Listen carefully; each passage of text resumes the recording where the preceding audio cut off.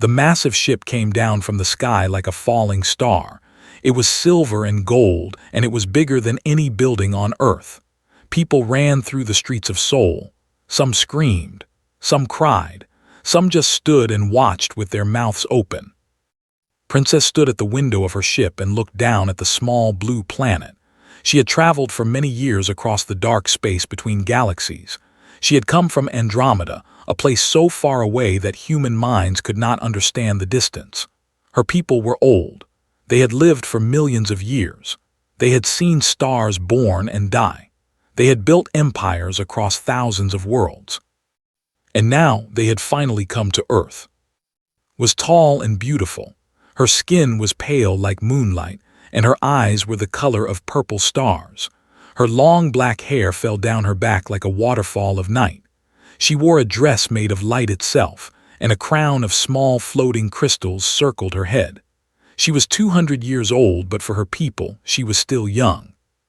"Princess," said her advisor, an old man named, "the humans are afraid. They think we have come to destroy them. Watch the tiny people running below. They are like children," she said, "so small, so weak, so afraid." "They are primitive," agreed. "They have only had space travel for 100 years. They still fight wars with each other. They still destroy their own planet. Many in the Empire think we should not waste our time with them." "But the Emperor, my father, thinks differently," said. "Yes, he believes humans may be useful. They breed quickly, they are many, and they are creative in their own simple way." Nodded. She did not expect much from this visit. She would meet their leaders, sign some papers, and return home. It was a boring job, but someone had to do it. The ship landed in a great open field outside the city. Thousands of soldiers surrounded the area. Helicopters flew in circles above. News cameras from every country on Earth pointed at the ship. The whole world was watching. The door of the ship opened and walked out. Behind her came 50 of her guards, tall warriors in armor that shined like diamonds. The humans stepped back in fear. Their weapons seemed like toys compared to the technology of Andromeda. A group of human leaders walked forward to meet her. They wore suits and formal clothes. Their faces were pale and nervous. One of them, an older woman, spoke first. "Welcome to Earth," the woman said. Her voice was shaking. "I am the Secretary General of the United Nations. We are honored by your visit." Looked at her with cold eyes. "I am Princess of the Third House of Andromeda. I come in the name of Emperor, ruler of 10,000 worlds. I am here to discuss the future of your planet." The human leaders bowed low. They looked like they might faint from fear, felt bored already. This was going to be a long and uninteresting visit. They took her to a great building where the meeting would happen. Everything was prepared perfectly. The best food, the finest decorations, the most important people from every nation. But too, it all looked cheap and simple. She had seen wonders that these humans could never imagine. She sat at a long table, surrounded by nervous officials. They talked and talked about trade and peace and friendship, barely listened. She looked out the window at the strange blue sky of Earth. And then she saw him. A young man was walking across the room. He was not wearing a suit like the others.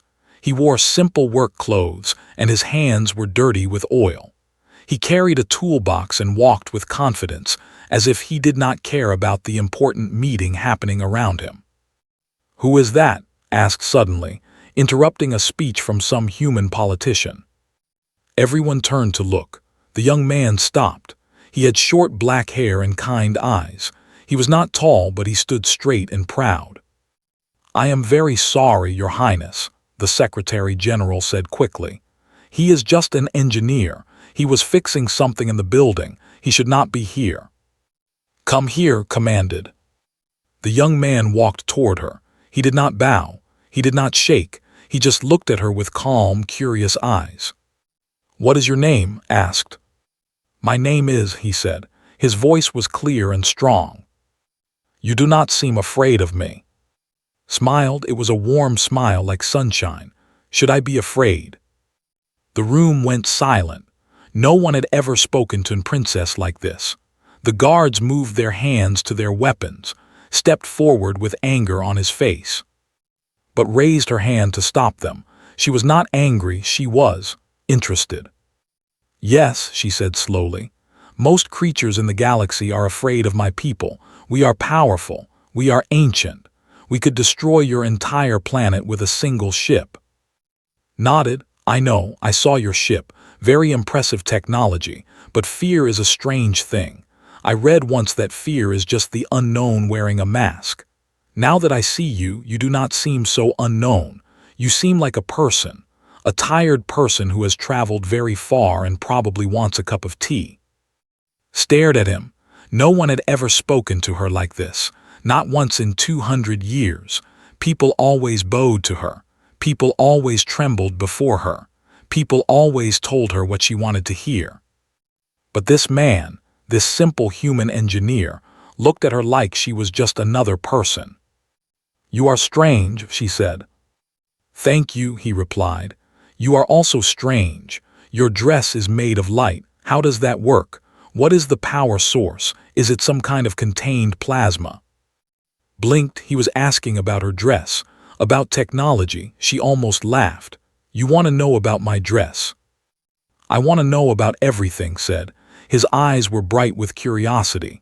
Your ship, your weapons, your medical technology, your energy systems. I have so many questions. For the first time in a very long time, smiled. It was a real smile, not the cold political smile she wore at meetings. You are different from the others, she said. The others are afraid, said simply. Fear makes people stupid. I am not afraid, so I can think clearly. And right now I am thinking that this is the most amazing day of my life. Aliens are real. They came to Earth. And I am talking to a princess from another galaxy. Why would I waste this moment being scared? Turned to her advisor. I want this man to be my guide during my stay on Earth. His mouth fell open. But princess, he is just a common worker. Surely one of their leaders would be more suitable. No, said firmly. I want him. The leaders are boring. They only tell me what they think I want to hear. This man speaks the truth. I like that. Laughed. I would be honored, Your Highness, but I should warn you I ask a lot of questions. Good, said. I have many answers. And so it began. The Princess of Andromeda and the human engineer. No one in the room understood what they were seeing. They did not know that this simple meeting would change the history of both their peoples. They did not know that the universe was about to become a very different place. But knew, she felt it in her heart, a strange, warm feeling she had never felt before. This human was special. She did not know why yet, but she was going to find out. 3 days had passed since they arrived on Earth. Princess had attended many meetings. She had signed many documents. She had smiled at many cameras. But the only time she felt truly awake was when she was with. He took her everywhere. He showed her the busy streets of Seoul, where people walked fast and lights blinked in every color. He took her to small restaurants where old women cooked food over hot fires. He showed her temples on mountains and trains that moved faster than sound. But most of all, he showed her how humans thought. We are not smart like your people, explained as they walked through a university. We cannot do calculations in our heads like computers. We cannot remember everything we see. Our bodies are weak and our lives are short, but we have something else. What is that? Asked. We are stubborn, said with a smile. When something is impossible, we do not accept it. We try anyway. We fail. We try again. We fail again. And we keep trying until we succeed or die. Usually we succeed. Thought about this. Her people were different. They were logical. They calculated everything before they acted. If something seemed impossible, they did not waste time on it. They moved to something else. That sounds inefficient, she said. It is, agreed. Very inefficient. But sometimes the best things come from inefficiency. The most beautiful art, the most powerful love, the greatest discoveries, they all come from people who refuse to give up when they should have. On the fourth day, something unexpected happened. One of the warships had a problem. Its main engine had stopped working. The ship was stuck in orbit around Earth, unable to move. Engineers had looked at it for hours, but they could not find the cause. "It is impossible," the chief engineer told. "The engine is perfect. There is no damage, no malfunction, but it will not start. We need to send for parts from Andromeda. It will take 3 months." Was furious. The Empire would look weak. A great warship stuck above a primitive planet because of a broken engine. It was embarrassing. Heard about the problem and called for. "I want you to look at the ship," she said. Blinked, "Me. But I am just an Earth engineer. I fix cars and air conditioners. Your technology is millions of years more advanced than anything I have ever seen." "I know," said, "but I want to see how you think. Will you try?" Was quiet for a moment, then he smiled. "Okay, but if I break something, please do not destroy Earth." They took a small shuttle up to the warship. It was even more impressive up close. It was like a floating city, with towers and lights and machines that could not understand. The engineers watched him with disgust as he walked through their ship. "This is a waste of time," one of them said to another. "What can a primitive human do?" Ignored them. He looked at the engine room with wide eyes. Everything was beautiful and clean and perfect. Lights pulsed with energy. Machines hummed with power. It was like looking at magic. "Tell me about the engine," he said to the chief engineer. "The side. It is a quantum-fold engine. It bends space itself to move the ship. The technology is far beyond your understanding." "I know I do not understand it," said calmly, "but tell me anyway, how does it start?" The engineer explained, using small words like he was talking to a child. The engine needed to receive a signal from the main computer. The signal would activate the quantum field. The field would bend space. The ship would move. "But the signal is being sent," the engineer said. "We have checked 1,000 times. The computer is working. The signal is correct, but the engine does not respond."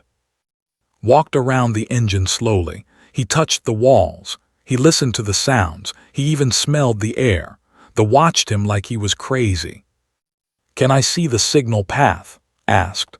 "The physical connection between the computer and the engine." "There is no physical connection," the engineer said with annoyance. "The signal is wireless. It travels through subspace, much more advanced than your primitive wires." Nodded. "I understand. But the signal still has to reach the engine somehow, right? Even wireless signals need a receiver. Where is the receiver?" The engineer pointed to a small box on the side of the engine. It was about the size of a human hand, covered in tiny lights. Walked over to it. He looked at it closely. He even pulled out a small flashlight from his pocket and shined it on the box. "There," he said, pointing at a tiny crack in the corner of the box. The engineers rushed over. They looked at the crack. It was so small that they had missed it completely. "Impossible," the chief engineer whispered. "Our scanners should have detected this damage." "Your scanners are very advanced," said. "They look for big problems, complex problems, but sometimes the problem is simple, a tiny crack, a loose connection, a piece of dust in the wrong place. Simple problems are easy to miss when you are looking for complex ones." He reached into his toolbox and pulled out a roll of special tape.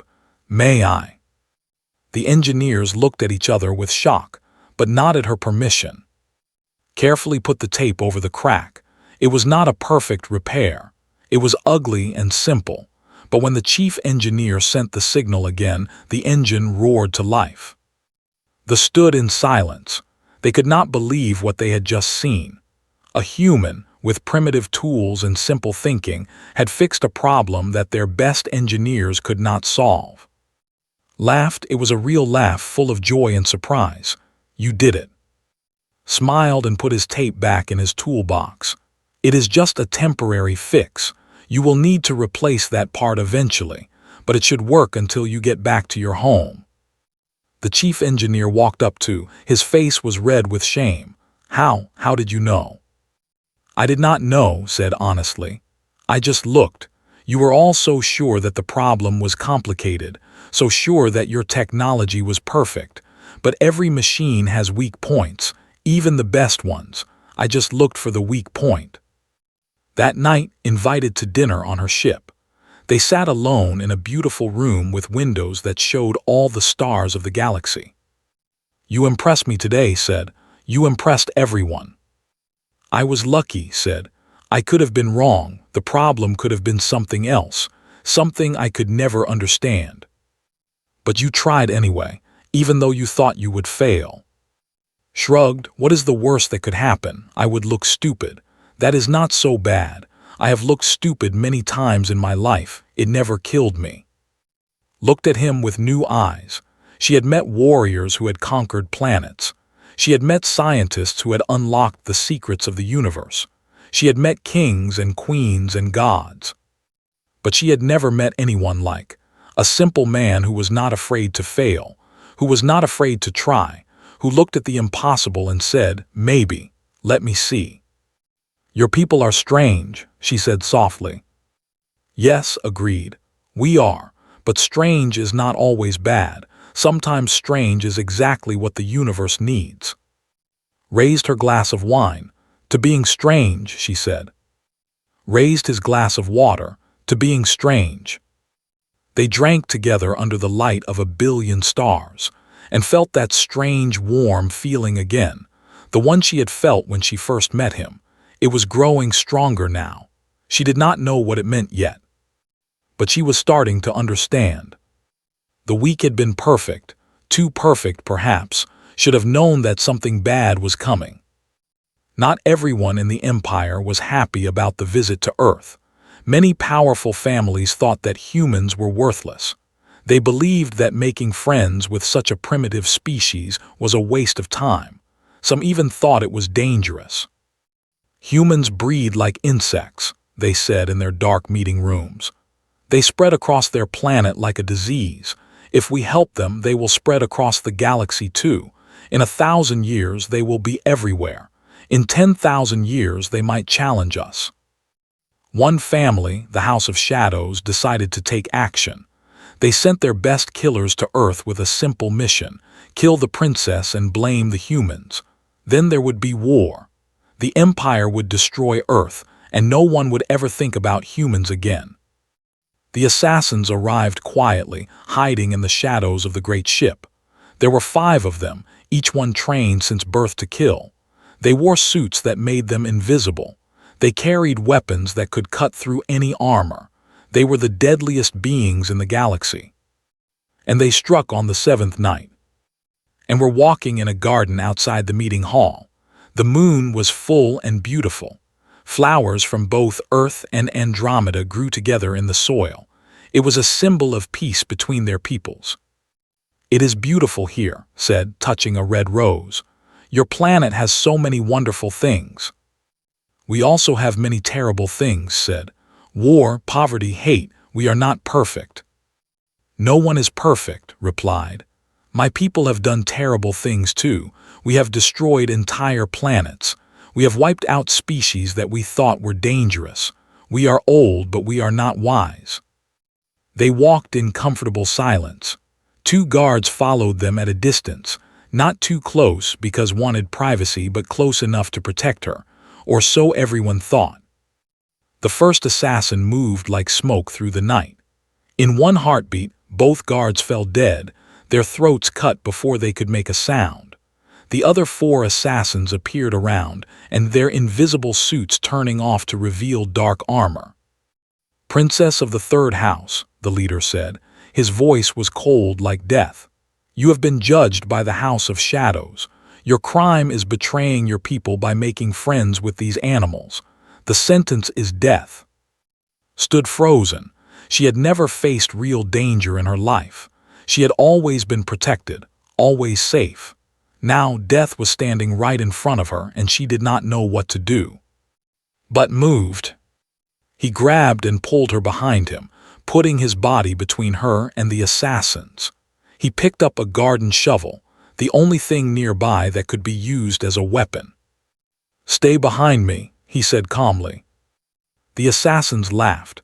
"A human protecting a princess with a garden tool," the leader shook his head. "This is almost sad. Step aside, animal. We only want the princess. You can live if you walk away now." "Did not move, no. You will die for her. You do not even know her. She is not your princess. She is not your friend. She is just another alien who will leave your planet and forget you ever existed." Held the shovel, maybe, but right now she is a person in danger, and I do not walk away from people in danger. That is not who I am. The leader sighed. "Very well, kill them both." The assassins attacked. They moved faster than any human eye could follow. Their blades shined in the moonlight. Any normal person would have died in the first second. But was not a normal person. He did not try to fight them with skill. He did not try to match their speed. He simply put himself in their way again and again, taking cuts that were meant for. The shovel broke in his hands. A blade cut across his arm. Another cut his leg. Blood fell on the flowers. But he did not stop. "Why will you not die?" one assassin shouted in frustration, striking at again. Grabbed the assassin's arm and pulled him forward, making him crash into another assassin. "Because I am human," he said through gritted teeth. "We do not know how to quit." The fight was loud enough to wake the whole area. Alarms started to sound. Lights turned on. Guards came running from every direction. The assassins knew they had failed. They had only a few seconds left before they would be captured or killed. The leader made a final desperate attack throwing a knife at her heart. Saw the knife flying. He did not think. He just moved. He jumped in front of and the knife buried itself deep in his chest. He fell to the ground, blood pouring from the wound, screamed. The guards arrived and killed the assassins in seconds, but it was too late. The damage was done. Fell to her knees beside, tears streamed down her face. "No, no, no, why did you do that? Why?" Looked up at her and smiled. Even now, with death so close, he smiled. "Because you are worth protecting," he whispered. "Because someone had to." His eyes started to close. "No," screamed. She turned to the guards. "Get the medical team now. He will not die. I will not let him die." They rushed to the medical bay. The doctors worked for hours, using technology that could bring people back from the edge of death. The knife had damaged his heart. Any human hospital would have declared him dead. But medicine was millions of years more advanced. Waited outside the medical room all night. She did not eat. She did not sleep. She did not move. Tried to convince her to rest, but she refused. "He saved my life," she said. "He is a human. He had no reason to protect me. I am nothing to him. But he put his body between me and death. He took a knife that was meant for my heart. Why would anyone do that?" Had no answer. In the morning, the doctors came out. "He will live," they said, "but it will take time for him to recover. His body is weak compared to ours. The healing will be slow." Walked into the medical room and sat beside's bed. He was sleeping, his face pale but peaceful. Machines beeped softly around him. She took his hand in hers. It was rough and the hand of a man who worked with tools every day. It was not the soft hand of a prince or a noble, but too, it was the most beautiful hand she had ever held. "You foolish man," she whispered. "You brave, foolish, wonderful man. You almost died for me, a stranger from another galaxy, someone you met only a week ago." She watched his chest rise and fall with each breath.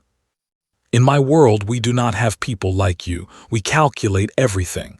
We measure every risk. We never act without knowing the outcome. But you just acted. You did not think about living or dying. You only thought about protecting me." She pressed his hand to her cheek. "I have lived for 200 years. I have met millions of people from thousands of worlds, but I have never met anyone like you. Never." She stayed beside him for 3 days, holding his hand, waiting for him to wake up. And during those 3 days, she made a decision that would change everything. When he opened his eyes again, she would tell him. She would ask him something that no princess had ever asked a human before. And she hoped with all her heart that he would say yes. Opened his eyes on the fourth day. The light was bright and strange. The room smelled like flowers and clean air. For a moment he did not know where he was. Then he remembered the garden, the assassins, the knife flying toward. He tried to sit up, but pain shot through his chest. He fell back with a groan. "Do not move." His voice was soft and close. She was sitting right beside him, holding his hand. Her eyes were red from crying, but she was smiling. "You are still healing. The doctors say you need to rest." The princess said weakly, "Is she safe?" Laughed, but tears fell down her cheeks. "I am the princess, you foolish man. I am right here. And yes, I am safe, because of you." Relaxed. "Good, that is good." "Good," shook her head. "You almost died. You took a knife to the heart for me, a stranger, an alien. Why would you do something so crazy?" Thought about this question. It was a good question. Why had he done it? He was not a soldier. He was not a hero. He was just an engineer who fixed machines. "I do not know," he said honestly. "I did not think about it. I just saw the knife and I moved. I could not let it hit you. I could not let you die. It felt wrong, like the worst thing in the world." Squeezed his hand. "You felt that way about me, after only 1 week." "I know it sounds strange," said. "We just met. We are from different worlds literally, but yes, I felt that way. I still feel that way." Was quiet for a long moment. Then she stood up and walked to the window. She looked out at the stars, her back straight and her hands folded. She said, her voice formal now, like she was making an official announcement, "I need to tell you something, and I need you to listen carefully." Watched her with curious eyes. "I am listening." "In my culture, when someone saves your life, you owe them a great debt. This debt cannot be paid with money or gifts. It can only be paid with something of equal value, a life for a life." "I do not want payment," said quickly. "I did not save you for a reward. I saved you because it was the right thing to do." "I know," said, "and that makes the debt even greater. You acted without selfishness. You gave everything without expecting anything in return. In my culture, that is the highest form of honor." She turned to face him. Her purple eyes were bright with something, fear, maybe, or hope. "There is only one way I can repay this debt properly," she said. "Only one thing I can give you that is equal to my life." His heart started to beat faster.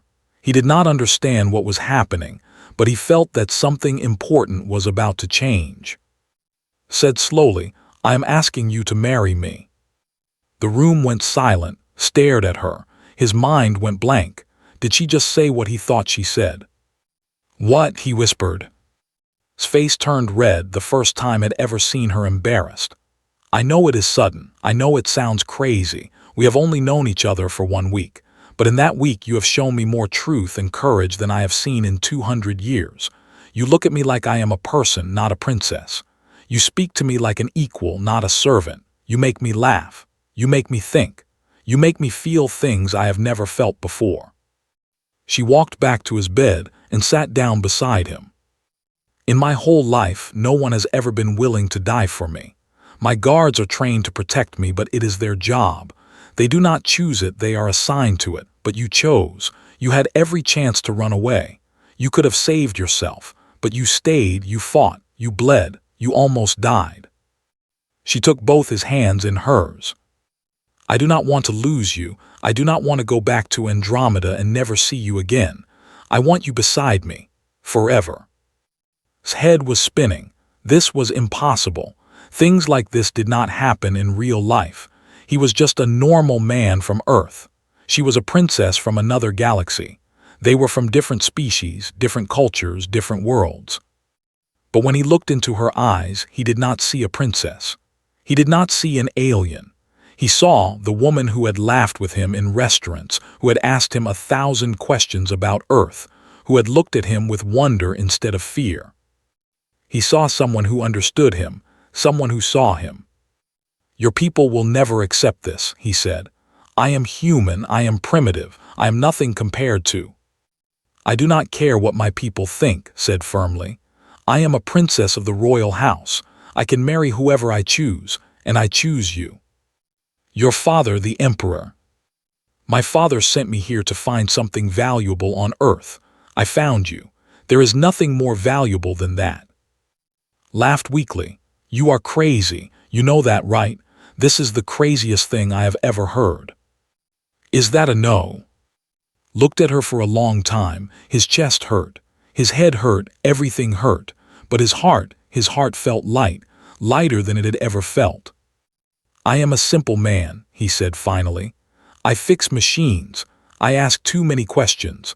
I do not know how to be a prince or a royal husband. I will probably embarrass you 100 times. I do not want a prince, said. I want you. Then yes. Blinked yes. Yes, said with a smile. I will marry you. If you are crazy enough to want me, then I am crazy enough to say yes. Threw her arms around him, forgetting about his wounds. He groaned in pain, but he did not push her away. He held her close, feeling her warmth, smelling her hair. Thank you, she whispered. Thank you, thank you, thank you. Do not thank me yet, said. You do not know what you are getting into. I leave my socks on the floor. I forget to eat when I am working. I talk to machines like they are people. I know, laughed. I do not care. They held each other for a long time, two people from different worlds, finding something they had both been looking for without knowing it. When came to check on them an hour later, he found them sitting together, planning their future. The old advisor almost fell over from shock. Princess, he exclaimed, what is the meaning of this? I am going to marry him, said simply. Call a meeting of both councils, human, and I will make the announcement tomorrow. But this is impossible. The emperor will never allow. My father will understand, said, and if he does not, I will make him understand. This is my choice, my life, my future. Looked at with horror. What have you done, human? What spell have you put on the princess? Shrugged, no spell. I just fixed an engine and jumped in front of a knife. That is all. Opened his mouth to argue more, but stopped him with a look. The old advisor knew that look. It meant the princess had made up her mind, and nothing in the universe could change it. He bowed and left the room, already dreading the chaos that was about to come. But did not care about chaos. She did not care about politics or tradition or what anyone thought. She cared about the man beside her, the strange, brave, wonderful human who had showed her what it meant to truly live. Tomorrow she would tell the world. Tomorrow everything would change. But tonight she just wanted to sit here with him, holding his hand, dreaming of the future they would build together. The great hall was full of people from two worlds. On one side sat the leaders of Earth, presidents, prime ministers, generals, and scientists. On the other side sat the nobles of Andromeda, ancient lords and ladies who had ruled galaxies when humans were still living in caves. Both sides watched the empty platform in the center of the room with nervous eyes. No one knew why they had been called here. The council was angry about the attack on the princess. The human leaders were afraid of punishment. Everyone expected bad news. The doors opened and Princess walked in. She wore her finest royal dress, made of light and stars. Her crown floated above her head like a ring of small suns. She looked like a goddess from an old story. Beside her walked. The room went silent. The stared with horror. The humans stared with confusion. What was a common engineer doing walking beside the princess? Why was she holding his hand? Climbed to the platform and faced the crowd. Her voice was clear and strong. People of Earth, people of Andromeda, I have called you here today to make an announcement that will change the history of both our peoples. Stood in the corner, his face pale. He had tried all night to change his mind. He had failed. 1 week ago, I came to this planet expecting nothing. My people told me that humans were primitive, weak, worthless. I believed them. I was wrong. She looked at beside her. He looked uncomfortable in his new formal clothes, but he stood straight and proud. This man saved my life. He fought trained assassins with a garden tool. He took a knife meant for my heart. He did this not for money or reward. He did this simply because he believed it was right. In 200 years of life, I have never seen such courage, such honor, such love. The word hung in the air, love, they whispered to each other in shock. I have decided to marry this man. Of Earth will be my husband and my partner for the rest of my life. The room exploded with noise. They shouted in anger. Some human leaders cheered. Others sat in stunned silence, looked like he might faint. An old lord stood up, his face red with fury. This is impossible. It is against all tradition. A princess of the royal house cannot marry a primitive animal. He is not an animal, said coldly. He is a man, a better man than any I have met in the empire. The emperor will never allow this. The emperor is my father, he will understand. And even if he does not, this is my choice to make, no one else's. Another noble spoke up. What about the purity of the bloodline? What about our traditions? You would destroy thousands of years of history for this. This creature stepped forward. The room went quiet. They had never heard a human speak at a council before. I know I am not worthy of your princess, he said. His voice was calm and steady. I am just a man who fixes machines. I do not have ancient blood or great power. I cannot live for hundreds of years or bend space with my mind. He looked at the angry nobles with honest eyes. But I love her. I loved her from the moment she smiled at me. A real smile, not the cold smile she shows at meetings. I loved her when she ate street food with her fingers and laughed at her own messy face. I loved her when she stayed beside my bed for 3 days, waiting for me to wake up. He took his hand in his. I cannot give her wealth or power, but I can give her something else. I can give her truth. I can give her honesty. I can give her a partner who will stand beside her not because of duty but because of love. And I can give her something that is rare in your empire. I can make her happy. The room was silent. Even the angry nobles had nothing to say. Smiled at and squeezed his hand. Then she turned back to the crowd. This marriage is not just about love.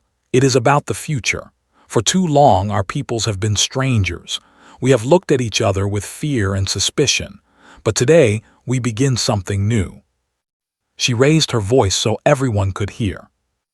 I propose an alliance between Earth and Andromeda, a true partnership where humans and work together as equals. We will share our knowledge.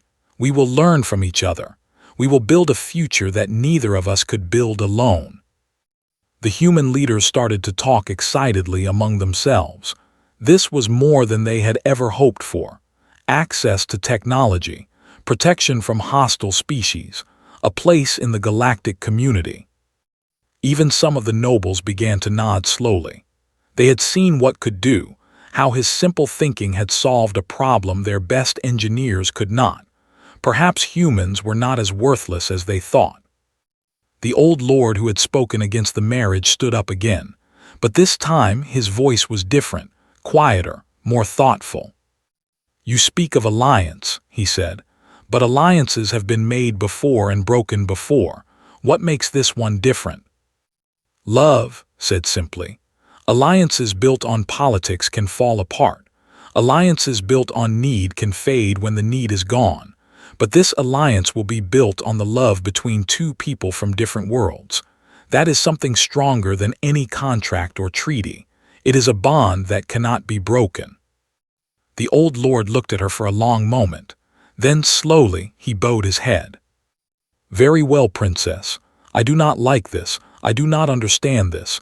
But I can see that your mind is made. And perhaps you see something that we cannot. One by one, the other nobles bowed their heads. They were not happy, but they accepted it. The princess had spoken. The decision was made. The human leaders rose and applauded. Some had tears in their eyes.